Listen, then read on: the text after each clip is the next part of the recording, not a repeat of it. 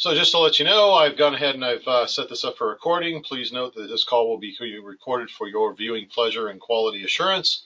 And so we'll be talking about class today. So first thing I wanted to do before going too far is there anybody who has any pressing questions about the midterm that they would like to ask kind of in general? We've slotted 2 days to talk about corporate operations. To be honest, we could probably do it in a day, but I'd like to take it a little slow so that we can kind of go over a lot of the areas that we can talk about. So if you have any of those questions, go ahead. You can funnel them through chat, or if you want to, you can just jump online and you can just ask anything in general. I've actually received one person's already turned theirs in.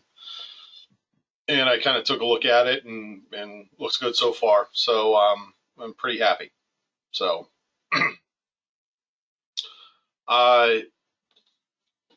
so just to kind of kick off a little bit of this, something that I think that we've had here recently that we've not been able to do too much about, too much of because of the sort of the environment. I like to kind of bring in some of the news that we receive as people who actually work in the industry. And so one of the things that I'll kind of share with you, if I can, let me make sure I don't have anything up that I need to close out. Okay. I'm going to go ahead. I'm going to start sharing my screen. So unfortunately, you won't see my face anymore. Or fortunately, depending on your view on that. So, as you know, this is, let's see. So this is an email that I get. I actually subscribe to this. I think that it's a, oops, sorry, I was going to move that over, but then, yeah. So I subscribe to this, and I think one of the things that I like about it is that we're able to sort of see some of the news that's been going on in terms of the taxes. And as you can tell, this is, e-news help for tax professionals. So what happens is the IRS puts it out. This is, I guess they do it weekly. Yeah, that sounds about right because I think, yeah, because I get this about once a week. They do a variety of publications and things of that nature. And after what happened, so just a little bit of a background. When they passed the 2017 tax reform law, one of the biggest problems that we noticed was that, it basically went from passage, which was right around, I think it was December 23rd, if I'm correct, it was either December 23rd or 24th. It was right before President Trump was supposed to go on Christmas vacation. And so what had happened is that they passed this law, and then what they did was he mandated to the IRS to change the withholding requirements on the withholding of taxes, income taxes, and the like, so that people would end up getting a little extra money in their paycheck. The downside of that is that he only gave them 45 days to do it. And I think I might have mentioned this in class before. I tell this to a lot of my clients, so if I'm repeating myself, I'm sorry. But he had 45 days to do a process. Normally it would take about 6 months. Now, they've gone ahead and they fixed it, but initially they had messed it up. Okay, and that's why in 2019, when we were filing 2018 tax returns, a lot of people were owing a lot of money as opposed to getting bigger refunds or less refunds or whatever. Because like I said, the IRS had 45 days to do a process that normally takes 6 months. The problem that we have is the IRS actually sent out a notice that they had made the mistake on April 12th of 2019. Now, the problem was that most of us in the industry weren't paying attention. This is kind of my way of of trying to fix that so that I am paying attention a little more often. And so when I come into the office, I try to spend maybe about 15, 20 minutes just sort of sitting down and looking if there's any news with regards to taxes, because one of the things is our clients are going to call us and say, hey, look, I've got all these problems, what's going on, and I kind of got a little bit blindsided again with this, with this huge stimulus the business Small Business Administration stimulus packages that they're doing, we're calling it the triple P, which is the payroll protection payments. And basically what that is that you can actually go to the SBA, request a loan up to 250% of what your average payroll is for the past 4 quarters. And as long as you don't reduce your payroll by the amount of that average, what ends up happening is that the loan could be forgiven. And so all of a sudden I started seeing all these emails about triple P, and I'm like, I don't know what's going on, blah, blah, blah. But it kind of reminds me that, this is a fast changing environment, especially with everything that's going on with this darn virus. And so, trying to keep up on top of things is always a challenge. So what I've done is, I signed up for this website. This email service, and I'm going to see if I really wish they could have made this a little bit bigger. But what ended up happening is, and they have various things that they put onto here. So the biggest thing that they do is that, they tell you what's coming up, and they actually came up with this, what they call the first, actually I'm kind of getting ahead of myself. So they have the economic impact payments, more information, graphics available to share with clients. And it's kind of interesting because many of us don't necessarily think of the IRS as a useful resource to help our clients. Oftentimes we pay for these proprietary services so that we can get stuff, or even more so, we just find it somewhere on the web. But the IRS has actually done a really good job coming up with this, and this is something that they've kind of shared with us. And I'll pull the email away for a little bit, but this is the graphic that they're talking about. So what you need to know and all that. I would say that the majority of people that are contacting my office, number one, to find out, are they qualifying for this money? And then the second thing that they're asking is, do I meet the, as far as, do I qualify for the money? And the big way that they're asking about it is how does the child part work? And then also, how does the income portion work? Everybody's under the impression, and I think there's a lot of misinformation out there. There's an impression that if you're making up to $75,000, you get a check. If you're making $75,001, you get nothing, and that's not true. It will once you go to $75,000, it actually phases out until you hit about 90.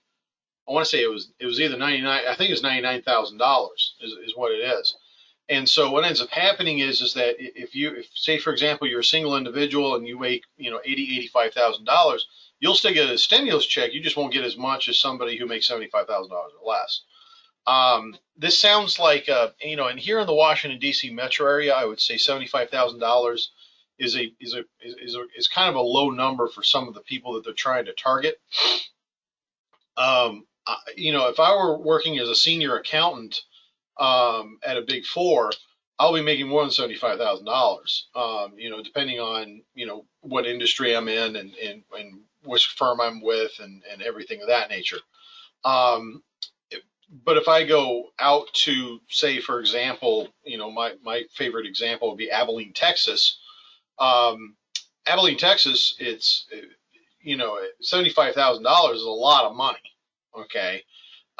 You probably would have to be a manager before you're going to start making that kind of money. Now, the cost of living out in Abilene, Texas is much, much lower.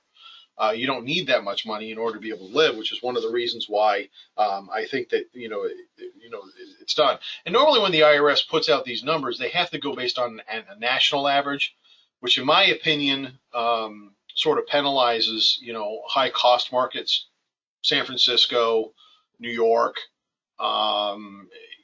Washington, D.C. are probably three of the biggest high-cost markets that I would think of, Chicago being another one, which is kind of interesting because usually the people that and I want you to know, this isn't just like the current administration, this is like forever. When they put caps on certain tax benefits, my personal opinion is that it penalizes, the working poor within cities more than it does working poor in the rural areas. So what ends up happening is you'll have it to where I don't think is being targeted, as best as they could. Now the solution to it would be that they would have a cost of living adjustment to any differences based upon where you live, based on your zip code. Unfortunately, that would make things really complicated, and of course, the IRS doesn't want to make this any more complicated than it has to, so they're going to leave it like that. Anyways, I'm kind of rambling a bit, but I just wanted to kind of show you that. The other thing that this email does, so there's this is the employment retention credit, which is it's encouraged to keep employees on their payrolls during the pandemic. Refundable credit is 50% of up to $10,000 in wages paid to an eligible employee whose business has been financially impacted. Okay, updates on the credit, blah, blah, blah. This is something that we're noticing with some of our smaller business people, that we're basically saying, hey, look, if you're still hiring people and you're still paying people, you may qualify for a credit for some of the money that you're actually paying, which is good, because it helps to keep some things moving forward. They also have a recommendation that you follow the IRS on the social media pages. I already do all that. One of the things I thought was interesting about this email, they talk about, please remind your credits. Excuse me, I can't speak English. Please remind your clients that if they are paying for higher education costs themselves, may be eligible for education credits. I thought that was an interesting thing that showed up this week, because of course I was going to talk to you guys about this. And again, I've talked to you guys before about the AOTC and the lifetime learning credit. I thought it was fascinating because I've actually had some chats with my interns, not just this year, but last year. I'm really surprised that a lot of college students don't know too much about these credits. It almost makes me wonder if there's something that we need to do in order to let more students understand about this. And maybe that's something that I do next year, if I'm able to continue working with George Mason. Maybe we offer kind of a tax workshop that does that would actually allow certain members of our accounting department to kind of give them some advice and things of that nature. But I don't know, anyways. And then the last thing that they do here, I'm going to go ahead and download pictures. I'm not worried about what the IRS is going to send me in terms of images and things of that nature. They also talk about, they have the technical guidance. They give us like kind of the notices that they've done, where they're doing kind of a waiver of additional tax or failure to make deposits for required employers to pay for qualified sick leave charges. This is part of that CARES Act that they've done. So there's this is something that, of course, I'll probably be reading a little bit more into detail. This is why I was a little late getting into the class today, because I was trying to actually read this paragraph to kind of get a gist of it, to be able to talk to it. I don't think I've gotten to that point yet, so I'm not going to do too much. They also did an announcement which provides hearings on notices of proposed rulemaking will be held telephonically and encourage public submission via regulations.gov. This I wanted to kind of bring up because this brings up an aspect of tax policy that you may not be aware of. Most of the time, I would say, actually, it should be all the time, but sometimes there's just no choice around it.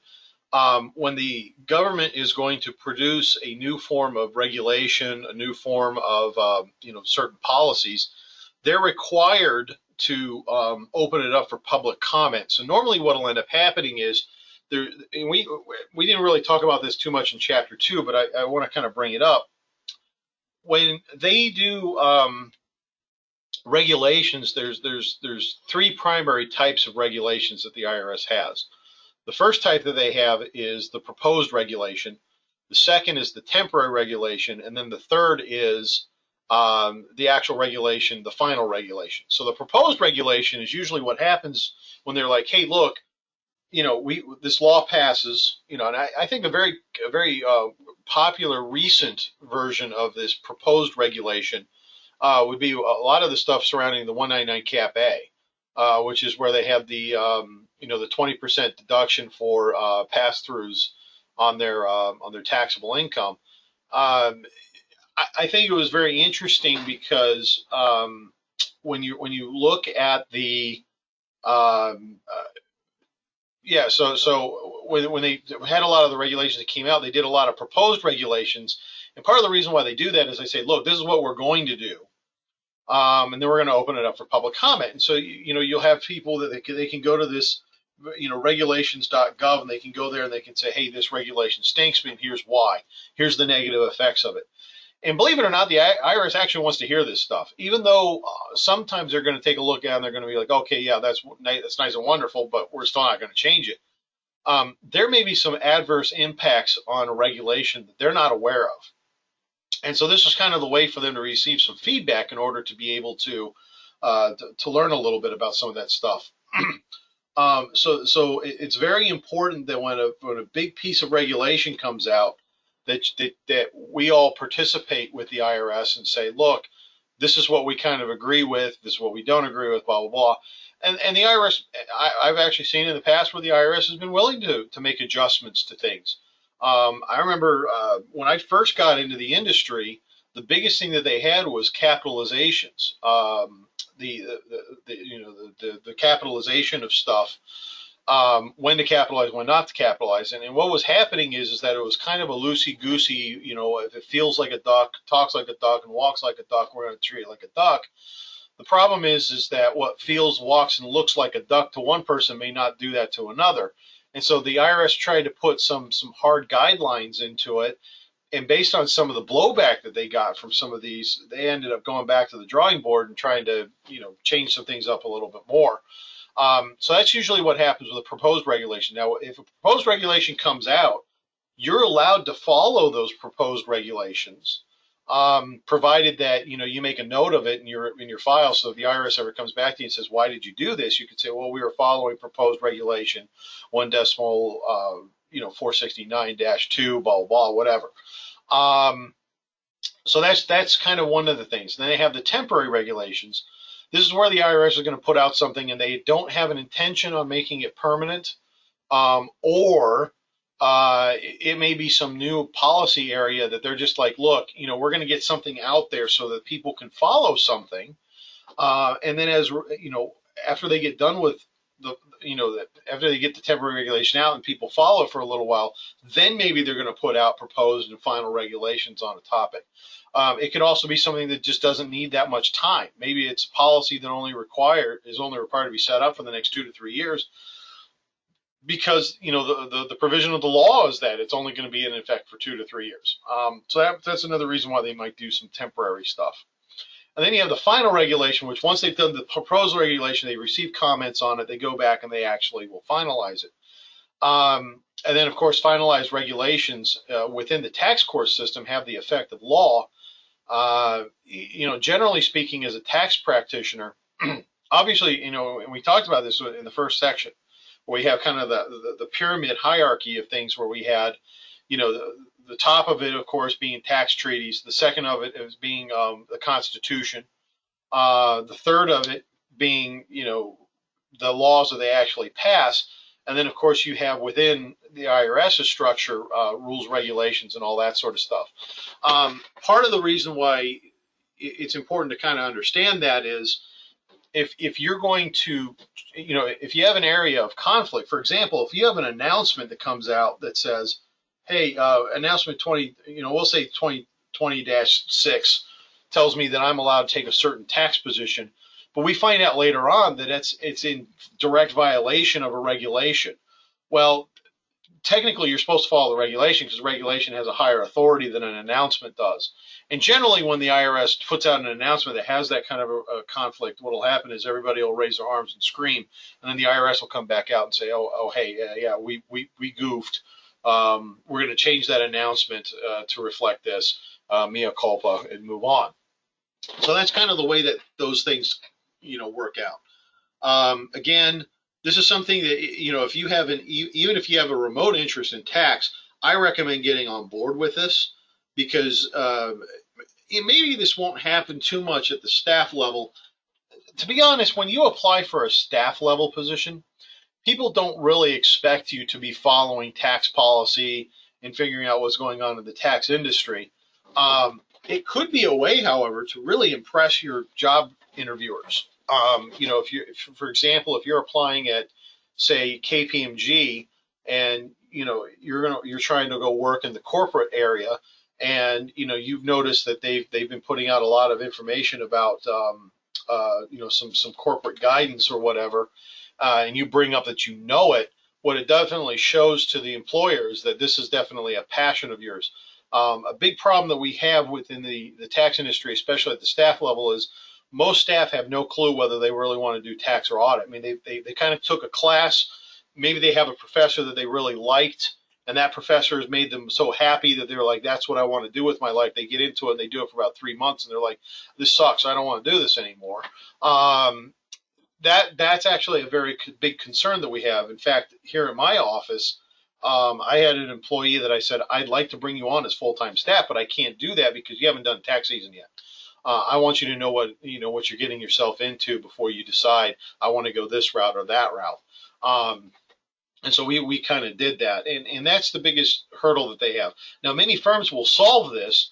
Ernst & Young, for example, and I know this for a fact because I've had a friend of mine who went to go work at Ernst & Young. As a staff accountant, your first year, or it's either first year or first 3 years. I can't remember which one it is, but it's I think it's your first year. They move you around once every 6 months to different areas, and they're doing this for two reasons. Number one, they want to test you. They want to see where you're going to fit their needs. But more importantly, they're also going to want to find out where they want you to figure out where you want to go. And by having that ability to do all of that stuff and then kind of figure out, yeah, I want to go this way or that way, it puts you in a happy world, but it also puts you in a position where you can be more passionate, more focused on what it is that you want to do with the rest of your career. I think it's a great idea. KPMG doesn't do it. When I went to go work at Thompson Greenspun didn't do it. I know Gelman Rosenberg Freeman didn't do it. Watkins Megan, when they were still in existence, I don't know if Cohn Resnick, who bought Watkins Megan, actually does this or not, but they did something like this. I mean, what they do is you'd get hired, brought into a team, but within that team, you would, as a staff, you would work on audit projects and tax projects, and then you would kind of make your determination: do I want to go tax or audit? And it would kind of work out that way. So. Anyways, I'll stop rambling about this. I just wanted to kind of bring this up because there is some drastic news that's going on. This is a way that you would want to keep going forward. It's very good to keep up with this, but then and the last thing, actually, I did want to bring this up. One thing that they actually do, they like to do these kind of seminars, workshops, and conferences. I'll go ahead and click on one of these just to kind of show you what it looks like. Oh, whoops! I thought I had one for DC. I'm trying to see one that oh, sorry. You're noticing that a friend of mine was commenting on one of my photographs.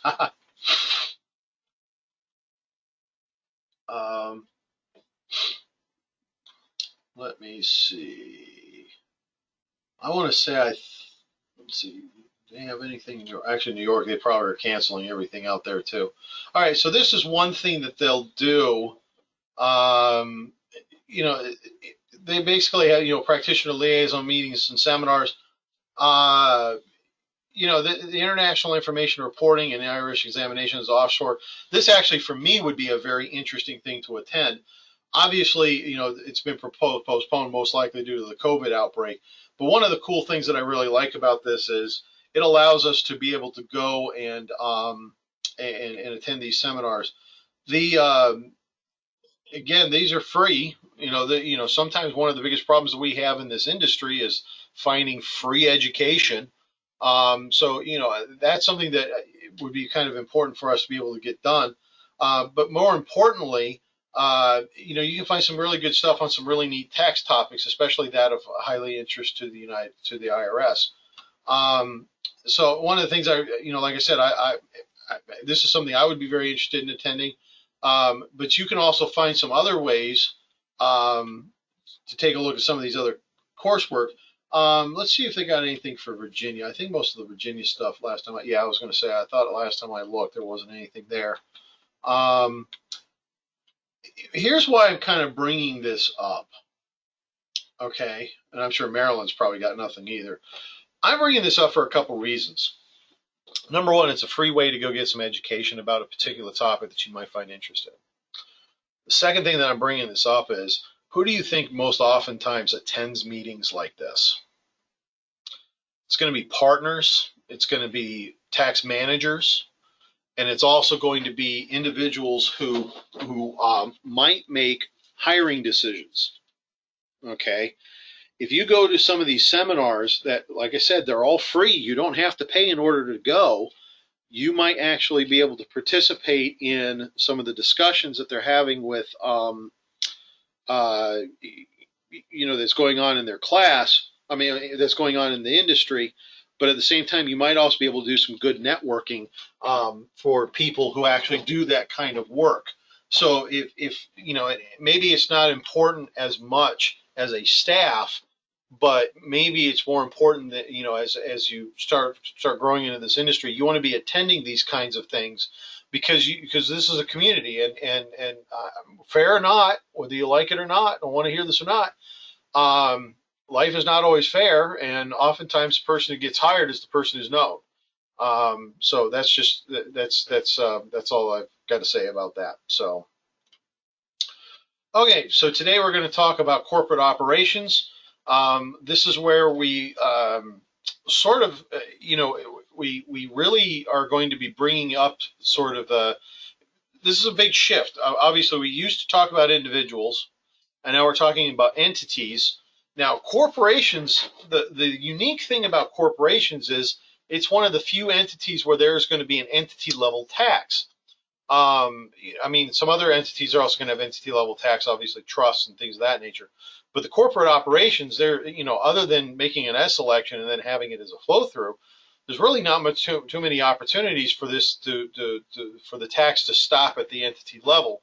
And so what we need to do is we need to sort of spend some time learning about how the entity's tax structures are going to go on, and be able to get that taken care of. Let me move over to here. I'm just moving while you guys are doing all that. I'm just going to try to manage my screens here.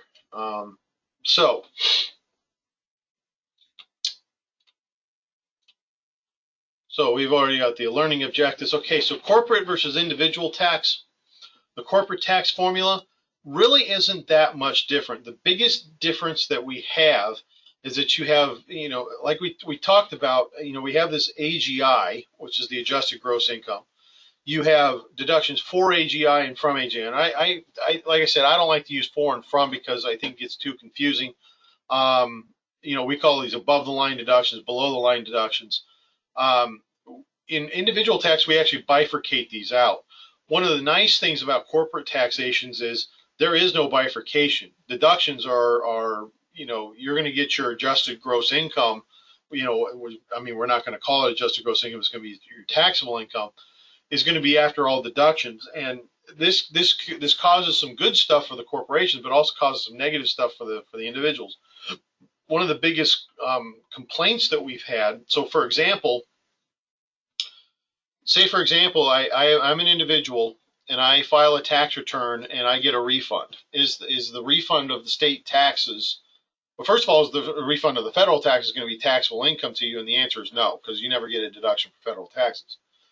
But is the state income tax refund taxable? And the answer is it depends. If you receive some benefit from that state tax deduction, then yes, you are going to have to, if you get a refund of it, because you got a deduction in a previous year, you're going to have to pick it up in income here. And we have what we call the AGI disparity that takes place in the industry, where if I put it as income, it's going to be growing into gross income here. But if I take it as a deduction, it goes below the line below the adjusted gross income as a deduction. Now, some of you might say, "Oh, what's the difference?" The problem is, if I receive a tax refund, it goes into my income and increases my adjusted gross income. There's some deductions that are out there that adjusted gross income is going to determine whether you get to take that deduction or not. And so, in a corporate sense, we don't have this game that we have to play, whether it's going to be above the line, below the line, blah blah blah. It's just a deduction. So corporations get a tax benefit from paying a state tax, and they get a refund. What happens is that in the following year they have to include this as gross income, and then what will end up happening is, if they get the deduction, it'll just go on the deduction. So there's no disparity. There's no cost to having the difference between the above the line deductions and below the line deductions. Now, some of you might say, does this really affect people? Generally, it's going to affect retired individuals a lot. Retired individuals usually will suffer from this because medical deductions are probably the biggest things that are subject to the 10% or 7.5% of AGI actually. So that's a big thing. Once we get down there, almost everything lines up exactly as the difference between corporations and individuals. But this area right here, this sort of, where we talk about AGI, for AGI, and all that stuff, is kind of the big difference that corporations don't really have to deal with, which is in and of itself really good.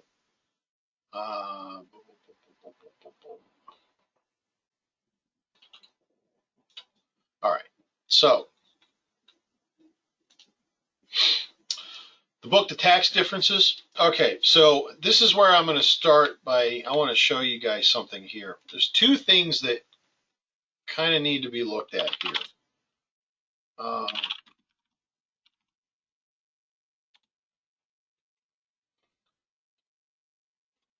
This is your 1120, which this right here, and actually I'm going to open this up in Acrobat because it will allow me to zoom in a little bit better.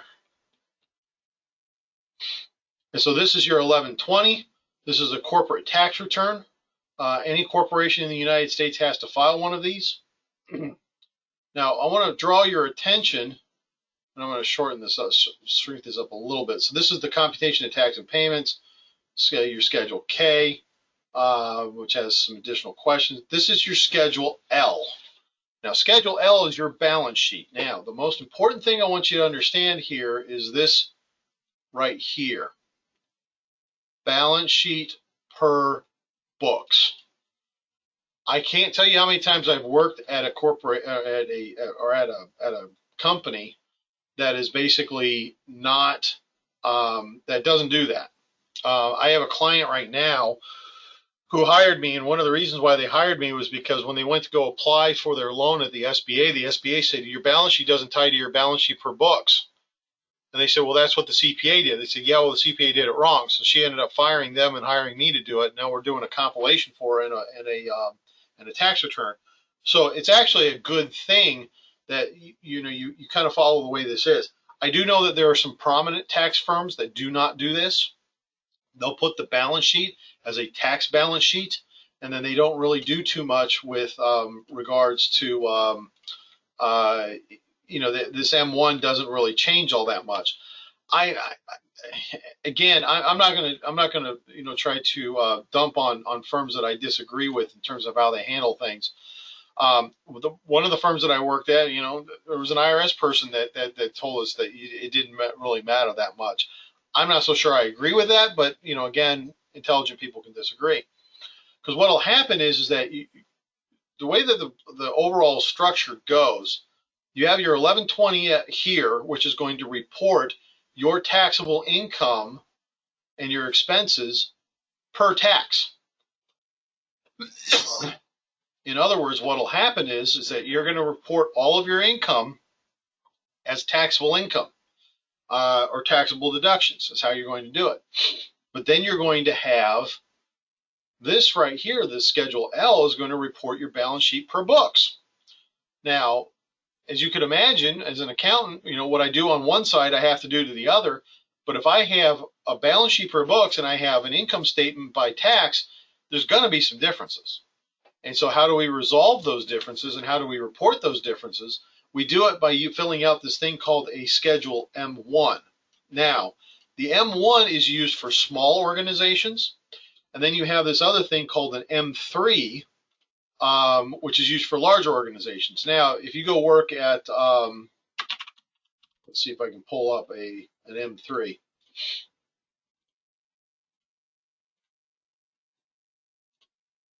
Oops.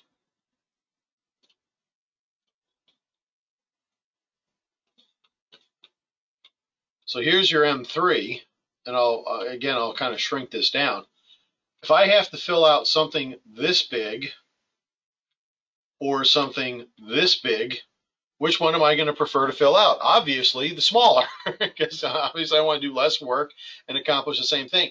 But the reason why the IRS has the M3 is that it's going to have a lot more fidelity to it. It's going to have more detail. And as a result of which, you're going to have to fill this out. So if you take a look at it, the M1 basically just says net loss per book, and then you have net income, income page line 1. This basically, it says income, but what it should say is taxable income. Okay. Now, you're going to put some numbers in here that are going to up, increase, decrease, blah, blah, blah, so on and so forth, so that you're going to get to where this number changes into this number. But when the IRS takes a look at this M1, they're going to be like, okay, expenses recorded on the book this year not deducted on this return, itemized. There's certain things that they ask for, depreciation, charitable contributions, and travel. But what if you've got others? So you're going to have to put it down here. Well, you've got one line to put it down there. Is it possible that you're going to need a lot more than one line to do it? And the answer is yes. But the IRS says, look, if you're a small enough corporation, we're not going to ask you for a lot of that stuff because it's not in our best interest to make you spend extra money on a CPA that's going to do things different. The corporate M3, the schedule M3, is going to ask a lot of detailed questions. For example, they're going to ask, did the corporation file an SEC Form K-10? K-10, for those of you who don't know, is the annual report that SEC corporations have to do. So like your Amazon, your Walmart and things of that nature, they're going to have to file that because they're registered with the SEC because they trade on the active markets. You answer yes, skip lines 1B and 1C and go to line 2. Enter income statement period, blah, blah, blah. So they're going to ask a lot more detailed questions on the M3 than they would on the M1. They also do, they'll ask, is any of the corporation's public voting common stock publicly traded? And of course they're going to have the answer of yes, whatever. Then they're going to ask you net income from foreign entities and things of that nature. So you can see there's a lot of detail that they ask for on this M3 that they just don't ask for. Another thing that they're going to ask for, if you go here, that's kind of important, is depreciation a permanent or a temporary difference? And the answer is that it's a temporary. If I have a book asset that's going to depreciate over 10 years and I have a tax asset, the same asset under tax is going to depreciate over 5 years, what's going to likely happen if both of them were straight line, which obviously I know that's not the case with tax, but just follow me here. But if I have an asset that's going to depreciate for tax straight line for 5 years and then book for 10 years, what's going to happen is that in the beginning, for the first 5 years, I'm going to have a greater depreciation for tax than I am for book. However, the last 5 years of those assets, I'm going to have a greater depreciation for book than I would of tax. And I can demonstrate that here real quickly.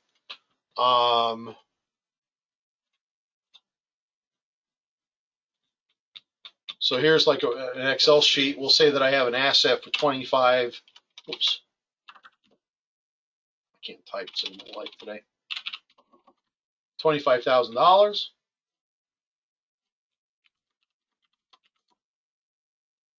And this is going to be over, over 5 years. And I have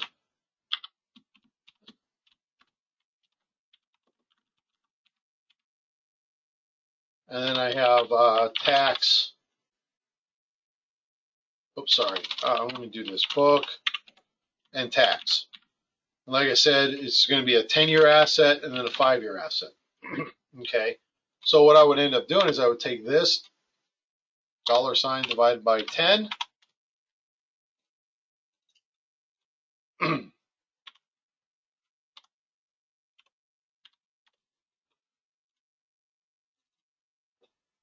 But what's going to happen is that after 5 years, it's going to be fully depreciated. So I'm going to have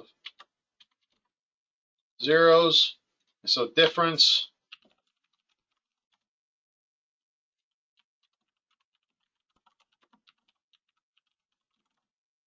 Oops. So this is going to be a cumulative difference.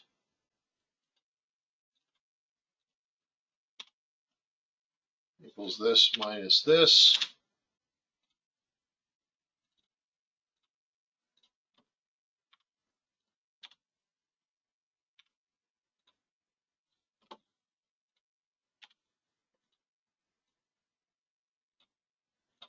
And that's how this is going to work out. So as you can kind of take a look at it, and I'll kind of blow this up a bit. I have this tax difference, so you can kind of see how this is a temporary difference, because once I get to the 10-year point, the cumulative difference is going to be zero. So this is a temporary difference. What are some good examples of permanent differences?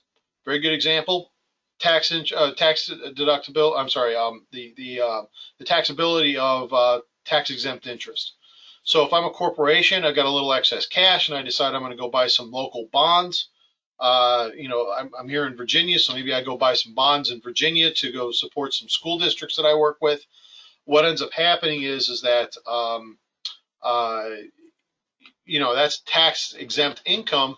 I will never pick that up as tax later on, and as a result of which, it is permanent tax differences. And that's why you'll see it here on the M3. They have temporary differences, and then they have permanent differences. Now, there's certain things that they have that they know are not going to be temporary and permanent. So, actually, maybe they changed this. Oh, they changed the form. They used to have it to where, tax exempt interest, they would never put it as, they would block out the temporary difference. But interesting. So there's several different things that they're going to ask you for. Income loss from equity method, foreign corporations. So there's just a lot of detail that they're asking for on the M3, which is why if we have to do an M3, they're going to charge more for it. And so that's kind of the important thing there. I don't want to save it. No. All right. So how do we do this in the tax world? And I'm gonna bring up our Excel sheet again. And look, I know this seems like you're kind of like, why is Kevin showing us all of this? I want to give you guys the tactical view of exactly what we're doing here. Okay, so I'm going to show you basically a standardized work paper that we do with our clients in order to prepare their corporate tax rates. So I'm going to have here, I'm going to say my company. It's going to be the dummy name of the. No, I'm actually, give me a second. So TV and AGE. This is a typical name that we give it to our sheets. And again, I'm going to blow it up so it's a little easier to read. You have the TB and AJE analysis. TB stands for, of course, trial balance. AJE, adjusting journal entries. And then you're going to have my company. And then FYE 2020. Now, every single work paper that you're going to develop, you want to have this title section on there. And part of the reason for that is, say, for example, you print this off and it gets dropped. What is this? What is this tied to? You may be able to figure that out right now. It's kind of taking a quick look at it. But let's be honest, there are going to be some times where you're going to look at it and it's going to look like 10 other different worksheets that you might be working on, especially if you work primarily on corporate tax returns. So it's very important to make sure that you're going ahead and titling your pages correctly and make sure that you don't lose it. And this is actually something I learned when I was at Thomson Greenspun. I turned a tax worksheet in, had nothing to do with audit. And I turned it in, and the person that I was working for on this was actually the head of the firm. And this is what he told me, and it actually turned out to be very good advice, because everywhere I've gone, they've been happy that I've always done that, because that's the way it should be done. So here's what we do. So we're going to have the list of accounts. Okay, so maybe I have some cash.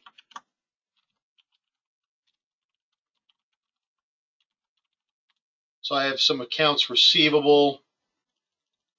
And again, I'm going to kind of bring this up. Inventory. You know, I'll have some fixed assets. Accumulated depreciation.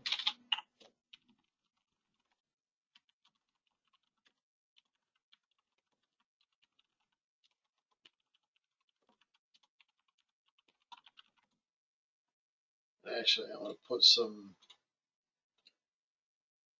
current assets.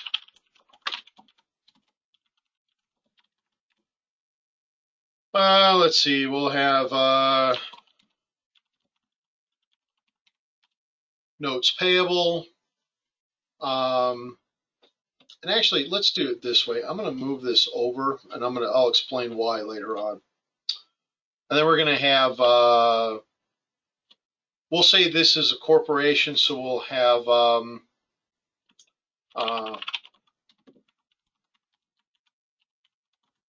we have your common stock, we have your APIC, which is additional paid-in capital, retained earnings, and then we're going to do income. Maybe we'll do miscellaneous income. Then we're going to have some expenses. Some good places for us to find some common expenses. You know, I'm just going to type a few of these up so that we can kind of get some ideas. So we go here. I'm just going to pick up a few of these things here. They've got salaries.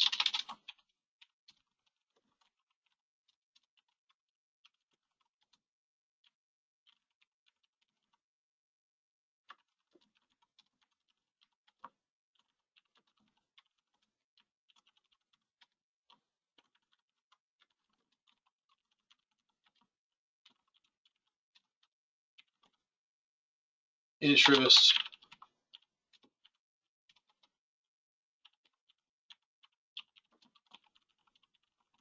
I can't spell save my life, so forgive me if I do it.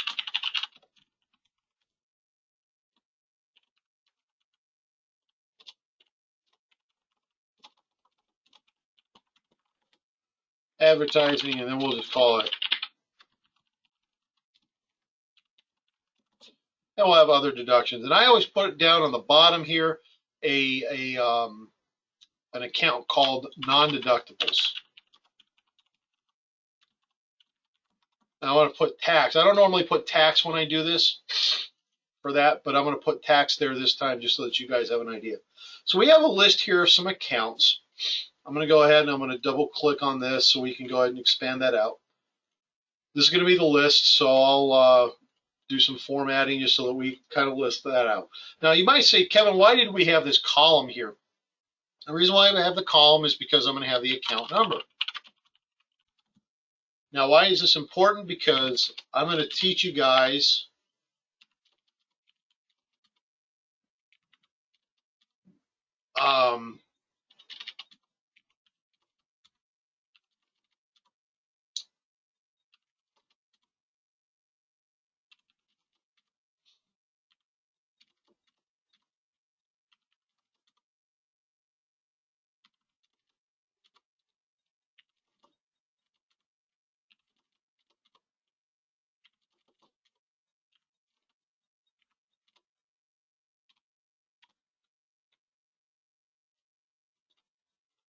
all right, so just some kind of conventions that we'll do here. So if you take a look at it, cash is going to be cash number 1,000. Accounts receivable is 1,200. And I'm kind of choosing just some things that I've learned over the few years. And this might seem like I'm kind of, you know, being a devil's in the details type person, but generally speaking, when you're going to be doing, you know, when you're going to actually be doing the, and actually give me 1 second here. Let's see if I can do this. It's going to tell me I got to do that. Okay, so we're going to do that. Your assets are always going to be starting with the ones. Some accounts, some companies you're going to work at, they're going to have a 3-digit account code. Some digit companies you're going to have are going to have a 6 to 7-digit account code. But generally, cash is going to be starting with a 1. I mean, your assets are going to start with 1s. Your liabilities are going to start with 2s. Your equities are going to start with 3s. Your income will generally start with 4s. You might have a 5 on the income here. Some companies, what they'll do is with the 5s, that's where they start like your cost of goods sold. And actually, that's something I did not put here. I've been doing a lot of service companies lately. So I'll put cost of goods sold here. Let's do this.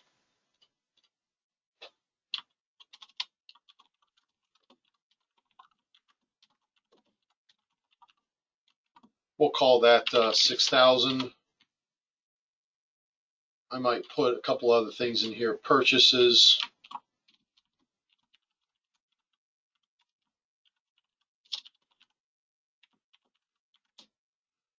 Yeah, 6,001, 6,002. Now I'm going to change this one, 7,001, 7,002, and then we'll bring those down. So, oops, 7,000. And so what ends up happening is that, maybe that, some companies, what they'll do is they'll put the cost of goods sold with the income that's primary with it. So they may make this 5,000 instead of 6,000. It kind of doesn't matter. It also depends on the company. Oftentimes it's just going to be the CFO is going to make the determination, but this is a general convention that we tend to follow. So if you're ever, and I'm telling you this also because as auditors, you should be looking for this too. If you're seeing that somebody puts down an account and say they call it a payable, but it's in the 1,000s, you might want to make sure that it's been coded correctly.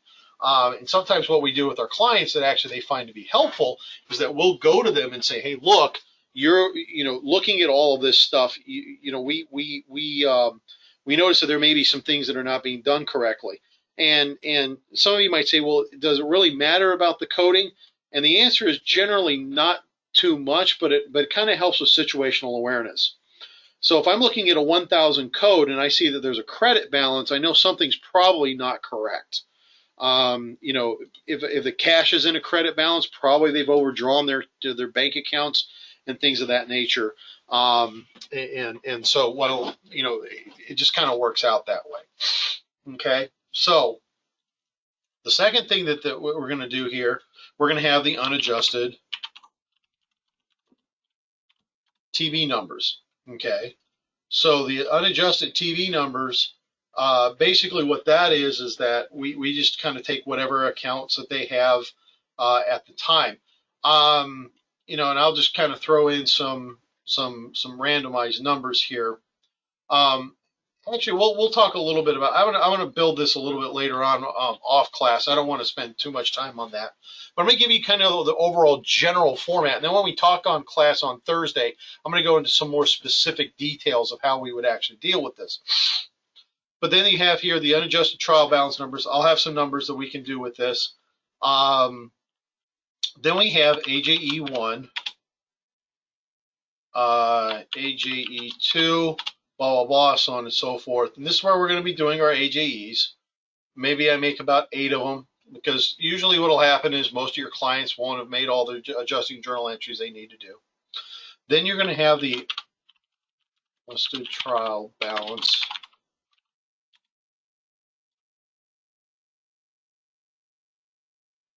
We'll call this here.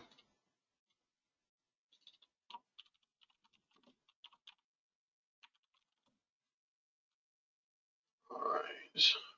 Wrap text. Actually, I'm going to shorten this a bit and I'm going to wrap text there. All right. So what I end up doing is I will make this sum here to here, which obviously we put nothing in here at this point. So we're not going to have any, we have nothing entered in there. Then you're going to do what we call the TJEs.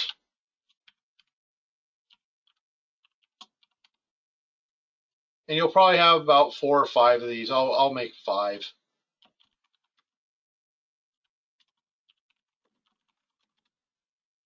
All right. We'll wrap text, put it out to here.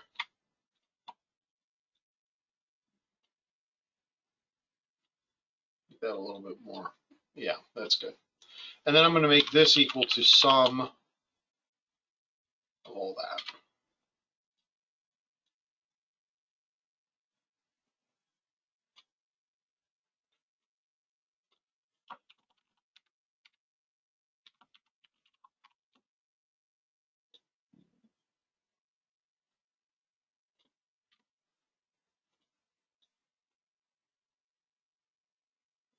Now I'm going to do this, and some of you might say, why are you building up all these sums? Well, each of these sums is going to have a varied difference on this. So for example, from a practical standpoint, and like I said, when we go into the more detailed version of this later on, I'll try to have this a little bit more broken out. But say, for example, I go to the taxpayer stuff, and I say, you know what? I'm noticing that they didn't record depreciation this year. So they've done no recordation of depreciation. Maybe I go onto one of my short sheets and I say, hey, look, they were supposed to record $6,000 of depreciation. So what I will end up doing is that because they didn't do any recording of the depreciation, I'm going to use AJE1 to do the depreciation. And how would we record that depreciation? Well, depreciation is an expense, correct? So what's going to happen is you go here to your depreciation. This is AJE1. And actually, let me do one more thing while we're thinking about this. I think this is going to help out. I'm going to go to View, and then I'm going to go to Freeze Panels, Freeze Panels. And what that does is that it keeps my titles up on top versus what I have down here. Okay, so my trial balance, I notice I had a 0. I shouldn't have a 0. They should have a $6,000 adjustment. So I make the adjustment. So you notice you come down here and you're like, well, wait a minute. So I put $6,000 in. My sum is $6,000. That's actually not good because it means it doesn't balance. Okay, so these total numbers are really to figure out what the balance is. Okay, and so what's the offset? We do a debit to depreciation, and we do a credit to accumulated depreciation. And so we do that. It balances here. So I know it all balances. So now my adjusting journal entry is correct. Maybe they have here where they've done a whole bunch of purchases, and we'll say, and I'm going to make up a number for right now, but we've got that they've done $1,000 in purchases, okay, and we'll say that they're $1 million in purchases. Actually, let's make it $100,000 in purchases with the $6,000 depreciation amount. I would be very shocked if they were making that kind of purchases. And so you have $100,000 in purchases. And their inventory, we'll say, is $40,000. And you look at the last year's numbers, and you notice that the $40,000 equals the same number that they had for inventory last year. What does that mean? Chances are they probably didn't book their cost. They didn't book their inventory correctly. So you're going to make an adjusting your journal entry in order to fix that. Now, in order for me to get this all to kind of tie, I'm gonna jury rig a number in here. I'm just going to put the inventory, the income at $140,000 so we can make sure it all balances. Just stick with me here for a little bit. These are fake numbers, so we'll get that done. But I noticed that their inventory, when we get done with it and we take a look at their inventory, say it went up to $50,000. Well, in order for me to increase it from $40,000 to $50,000, I have to do a debit entry for $10,000, correct? But if their inventory started at $40,000, is now at $50,000, but they did $100,000 of inventory purchases, what does that mean that cost of goods sold is? And your cost of goods sold is going to be beginning inventory plus purchases minus ending inventory. So the beginning inventory is $40,000 plus purchases is $100,000, so that's $150,000 minus the $50,000, I'm sorry, $140,000. So it's actually, I'm sorry, excuse me. So it's $100,000 of purchases plus the beginning inventory. Let me back up. Beginning inventory, which is $40,000 plus $100,000 for $140,000. Ending inventory is $50,000, so that's minus $50,000. the total cost of goods sold is going to be $90,000. So I put in $90,000 here. But wait, what's all this hashtag stuff? Oh, I'm $100,000 over. Why is that? I haven't balanced the entry yet. So I go ahead and I balance the entry. It removes the purchases because the purchases were already done.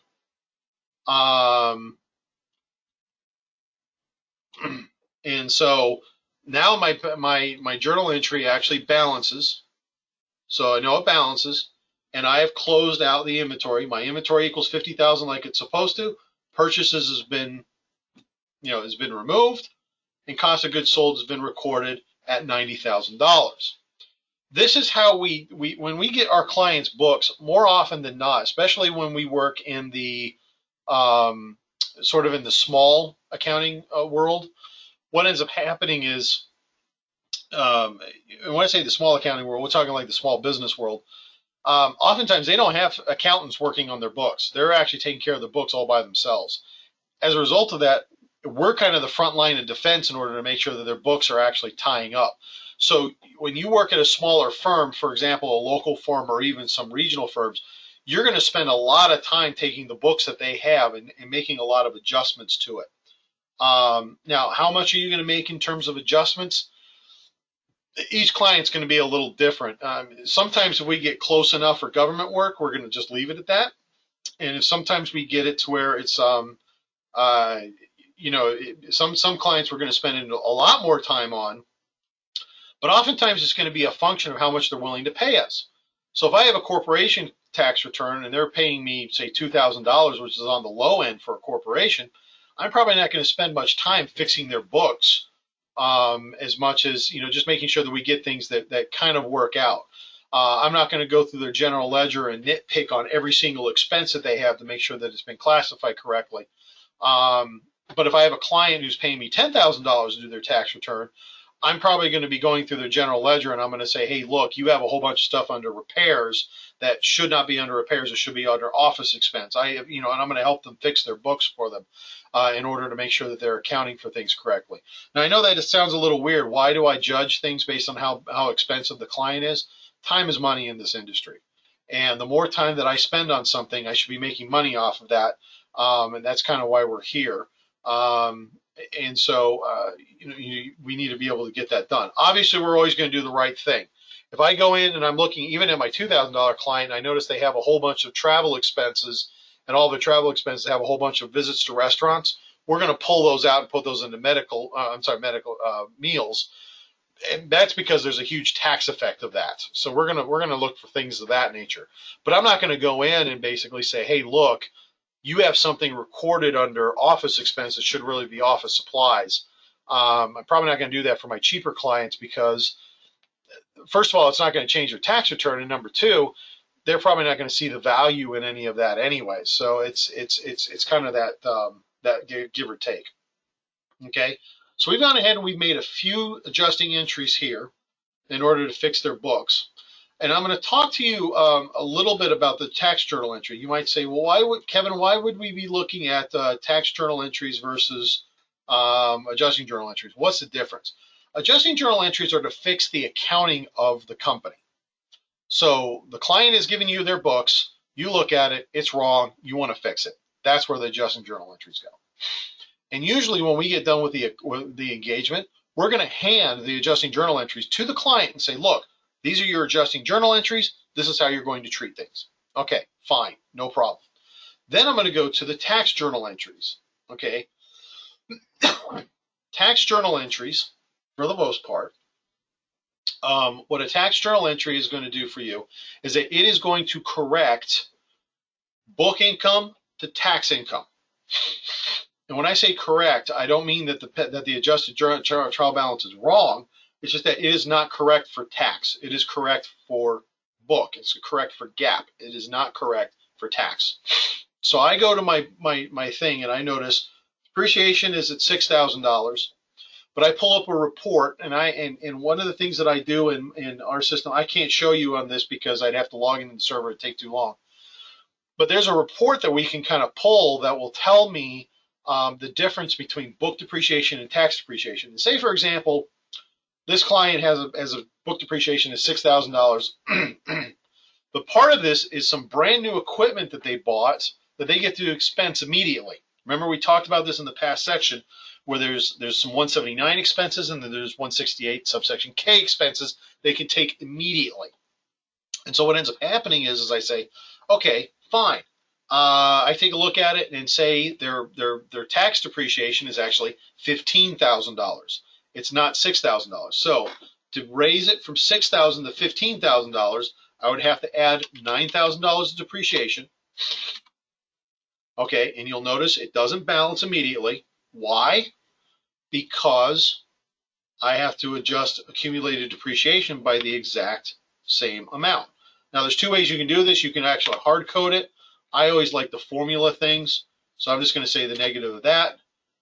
Now it balances, and my book and my adjusting journal entry are correct. Okay. So we take a look at this, and we see exactly how a lot of this is worked out, blah, blah, blah, so on and so forth. Okay, so it all balances as of this moment. And then we also have the tax journal entry and things of that nature. Now, there's two things that I didn't put into here, and I'll kind of do this now.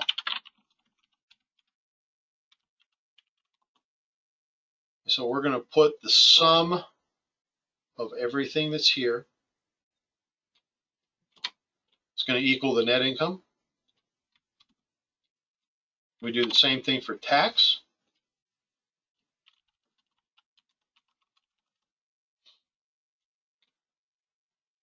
But I'm going to change this on one side.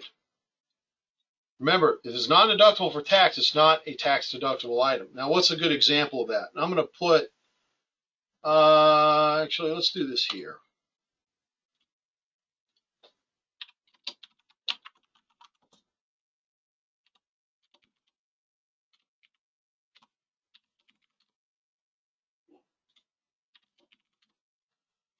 So I have, say I've got a meals expense, and we'll say, for example, meals, maybe they've gone and they've spent, we'll say $1,000 on food.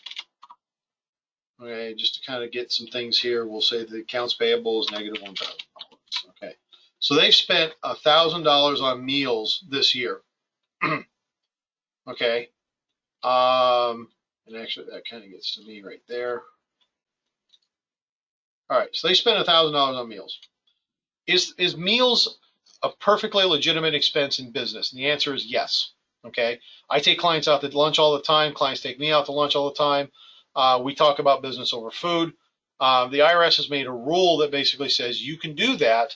The tax treatment is going to be a little different than the book treatment, but the book treatment says it's a legitimate, necessary expense. It's going to be allowed. So there's no adjusting journal entry that needs to be done here. There is a tax journal entry that has to be done because under IRS rules, meals and entertainment are only deductible at 50% of their actual cost. So I'm going to reduce meals by 50%. And the way I'm going to do it, I'm going to take this and divide by 2. And actually, I'm going to take negative this and divide by 2. I forgot to do that. And so that gets my $1,000 expense down to $500 like it's supposed to. But I'm about to balance by $500. So what am I going to do? I'm going to put it here for non-deductible expense. And then we have that balance out. Now, like I said, when I took this, I made it to where the net income for tax is not going to include that $500,000. So now let's back up and let's look at something here real quick. What are these net income numbers? So when I'm filling out my tax return, and let's take a little bit of a back on this. What you're going to notice here, especially on your corporate tax return, whoops, I need to unfreeze that. Oh, where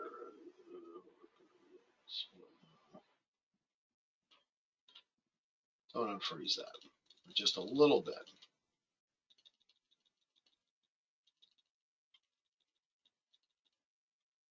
I got net income here. So I've got 2 net income numbers, and you can kind of see how they are. I've got net income that's here for book of $43,000. I've got a net income here that's $34,500. When I put all of my numbers into my tax return, and I get down to this number here, taxable income, that taxable income number should tie to this $34,500. Now that's only on a corporate tax return. When we get to S corporations and partnerships, you'll learn why that's not necessarily the case, and I'll talk to you about it later on. But generally, it's going to equal that amount of money. Now, where this really comes into effect is your M1. So you take a look at your M1, which is right here in your tax return. You see that net income per books and net income, line 28. Net income per books, when I get all said and done, is going to equal $43,000. So when I get down to here, it's going to be $43,000. My net income per books is going to be $34,500. Now you might say, well, wait a minute. So how does it go from 34 to 43? And in our very simplistic example, I have two major changes that need to take place. The first one is I have travel and entertainment. So this is expenses recorded on books this year, not deductible and itemized. So I have $500 that's going to be for meals. But then I also have $9,000 of depreciation. Remember that we had to adjust depreciation by $9,000, and then we also had it to depreciate it by $500. Okay. So what's going to happen is, oh no, I'm sorry. Actually, the $9,000 doesn't go here. The $9,000 is actually going to go here, and I'll explain why. So the $500 is an expense that's on books that's not on the tax return. That's $500. That makes perfect sense because it's one half of the meals. And here's the cool thing about this. When you do this on a corporate tax return in your tax software, it's going to automatically fill this out for you. You don't have to worry about that. The deductions on this return charged in the return not charged against books. Well, if you take a look at this, I am increasing taxable expenses by $9,000 versus what the book is. So it's going to be an expense on the return that's not charged against book yet. And it's a temporary difference, but here's the cool thing. They don't ask me if it's temporary or permanent in the M1. They only ask me what's the amount. So I'm going to tell them this. So line 8 equals $9,000. Line 7's total is $500. So then they say lines 1 through 5. And so it's basically going to line. So usually they don't fill. I think this gets filled out automatically. We don't have to worry too much about it. But if you think about it, a deduction that's going to be on the books, that's on the return, that's not on the books, is going to increase this. So we take $34,500 plus $9,000, and that's going to get us to $43,500. And then you've got the $500 that's being taken away from here to get to the book income number. Lines 1 through 5 adds up to $43,500. We know it ties. Now, some of you might be looking at that going, wow, that seems like a lot of work. The good news is most of it's going to be done for you automatically. You don't have to worry about it. Okay, guys, we've gotten to the end of class. I know that we didn't get very far in the slides. We'll get a lot further when we talk later on. I'm bringing this up and I'm going into this level of detail, and part of the reason for that is this is not only important for corporate tax returns, it's also important for partnerships and for S corporations. Okay, is there anybody who has any questions for me before we end this class?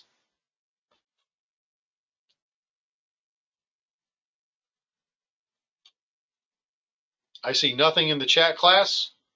And I see nobody has activated their microphone with an intention to speak.